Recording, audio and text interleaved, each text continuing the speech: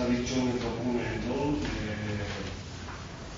se deja de lado cualquier tipo de consideración política, que es lo que en el fondo está llevando a esta disputa de la OEA como espacio privilegiado. O sea, no es que Bolivia prefirió una sur a la OEA, simplemente que la bronca entre Bolivia y Estados Unidos con la expulsión del embajador, ¿no? Y la intervención de Chávez apoyando eso y la propia expulsión del embajador, después pasó en Honduras, etcétera, estaba llevando a definir un escenario, ¿no?, como el de UNASUR, ¿no?, donde no esté precisamente Estados Unidos, que es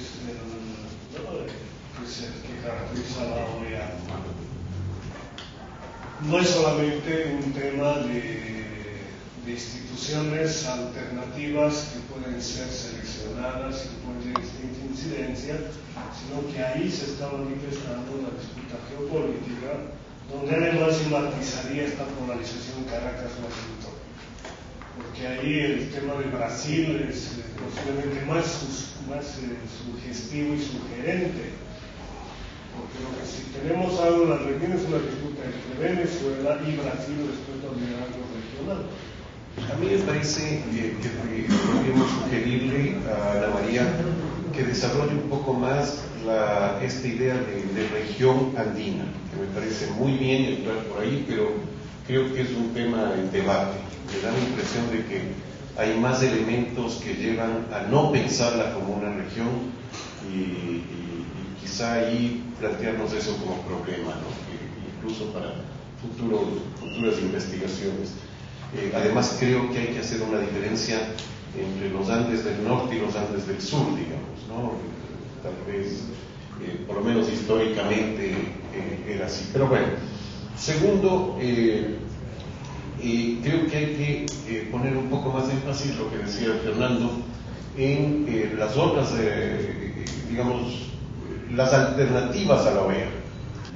Y la tercera cosa es quizá un poco más de fondo para nuestro trabajo. ¿Cuál es la relación de esta reflexión con nuestra investigación? Creo que ahí hay un tema que hay que pedirle a Ana María que haga un empate con lo que nosotros estamos haciendo y que no quede como un capítulo de un libro que va a reflexionar sobre la OEA sin poner atención al resto de cosas que estamos reflexionando. Yo solo tenía un comentario sobre las recomendaciones de fortalecer al Estado, un Estado que sirva de base para la democracia. No sé si lo está viendo desde una perspectiva constitucional o más sociológica, me parece un tema muy grande, ¿no? Y en la práctica cómo se promueve, qué tipo de Estado, digamos, qué dificultades. Es sencillamente una cuestión de que se respeten las normas constitucionales para limitar el poder del Estado, o si está pensando como en otra cuestión. En las recomendaciones se incluye fortalecer la sociedad civil y su capacidad de profundizar la democracia, pero en lo que Francine presenta en resumen no hay como muchos indicadores de cómo se da ese proceso ni cuáles son o cuál sería el balance de ese rol de fortalecimiento que tendría esta sociedad civil de la democracia. Más bien observamos que hemos estado discutiendo cuando hablamos de sociedad civil, si éramos ONG, aquí hablamos de movimientos sociales. Entonces, ¿cómo es el rol de los movimientos sociales? Que hemos estado trabajando en esa profundización de la democracia, visto el sistema interamericano. Los canales de participación normalmente son de ONG que se inscriben en el sistema y participan de una otra forma, pero hay también una evaluación crítica de ese rol de las ONG en el sistema. Quiénes son las que llegan a esos espacios, quiénes representan esas ONG en esos espacios de diálogo, cuál es el saldo de esos procesos de diálogo en los cuales las ONG han tenido un papel en todos estos años. Yo cuando escuchaba el resumen que hacía Francine y donde se hablaba del presidencialismo fuerte, tradición centralista, debilidad institucional, régimen semidemocrático, economía basada en, digamos, lo frasearía, ¿no?, en una actividad primaria exportadora, aplicación de políticas neoliberales, Claro, salvo descontando el narcotráfico, podría estar hablando de Argentina, decía yo, perfectamente, ¿no? Y claro, y Argentina también ha tenido disolución institucional, con crisis de su sistema político. Entonces, claro, pero es interesante esa comparación, digamos, porque la explicación de dinámicas que tienden a parecerse en algunos aspectos, hay que buscarlas, digamos, en aquellas variables que se repetirían en contextos históricos, geográficos diferentes, ¿no? Entonces, eso abre la puerta a una reflexión interesante. Y en segundo lugar, vinculando la discusión que se está haciendo aquí sobre la cosa geopolítica, digamos así, y esta discusión que hace Ana María entre como que los estilos de intervención de la OEA y otras instituciones intergubernamentales, digamos así, y estilos de intervención en donde la muerte súbita sí está clara, ¿no? Claro, si es que es un militar que hace un golpe y se tira abajo al gobierno a la mala, pues sí, la comunidad internacional va a responder y seguramente va a responder de manera decisiva.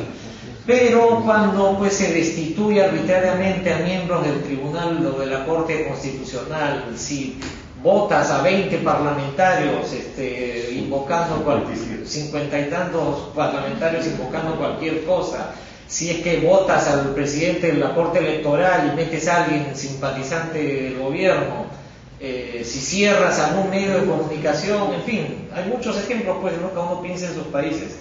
Y claro, eso como que pasa nomás, ¿no? Entonces la pregunta es, llegando a este tema de recomendaciones y de trazar puentes entre la reflexión de Ana María y lo que hemos visto ayer, es, bueno, esto es solamente geopolítica, digámoslo así. O sea, cuando pasan estas cosas, el nivel en donde se define esto es cuáles son los intereses estratégicos de Brasil, de Estados Unidos, de Venezuela, etcétera, o si vale la pena hacerse la pregunta de si es que institucionalmente hay que pensar mecanismos para que este tipo de cosas, se pueda hacer algo frente a ellas, ¿no?